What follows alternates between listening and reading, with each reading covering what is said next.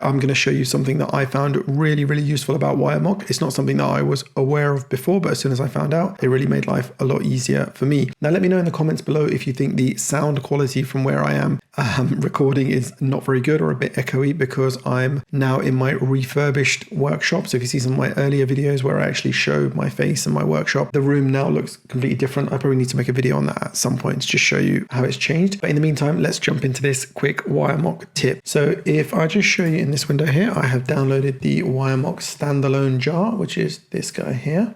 So let's just start that up. So we can say Java -jar WireMock.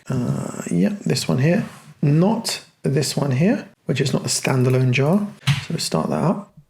It looks good so far, and that started on 8080. So if we go to localhost 8080, okay, and we get a forbidden error. Well, let's just go to _admin and Swagger UI. Okay, now this is what I was going to mention to you, that you have got access to this Swagger UI. So this is the WireMock Swagger endpoint. Now from here, you can actually get all the endpoint mappings to interact with WireMock. So if you're finding that you want to reset your state or whatever, you can do that from here. If you want to save new mappings, you can do that here. You can get access to individual mappings. You can find things by certain criteria. You can remove some, you can count them. You can get unmatched requests. So if you're finding that your request isn't matching anything, you can look up in here at this endpoint. You can even check near misses. That's quite handy. So if you're kind of firing at WireMock and it's not giving you what you expect, you can find out the near misses here.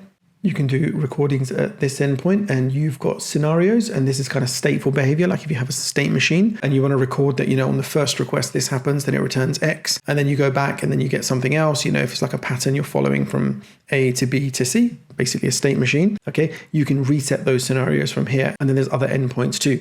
The point is that I only became recently aware of this Swagger, and I found that this documentation of all the endpoints is actually really, really useful. You can just fire up Postman and then fire in requests to these endpoints. I think you can actually fire in these endpoints from here as well by saying try it out. But I personally generally use Postman, and I just get the definitions from here and fire those in. And I found that much nicer way to interact with WireMock. And so I hope that was useful.